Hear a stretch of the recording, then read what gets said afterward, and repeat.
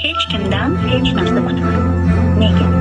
Chunki siz boshqalardan nimanidir kutganingizda o'zingizni tan olmayotgan, o'zingizni bilimingizga, imkoniyatingizga, qobiliyatingizga ishonmayotgan bo'lasiz.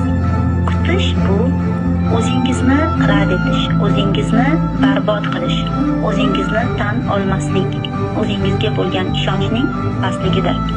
Har doim o'zingizga berilgan ichki kuch va qudratingizga ishoning.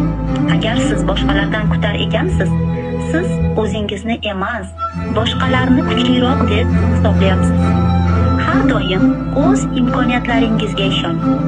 Siz boshqalardan kutganingizda faqat o'z manfaatingizni o'ylayotgan bo'lasiz. Aslida biz atrofga nima bera olsak, shuni olamiz. Har doim yodimizda bo'lsin, beruvchi qo'l oluvchi qo'ldan yaxshiroqdir. Har doim biling, hech kim hech qachon bizga nimadir qilib berishga majbur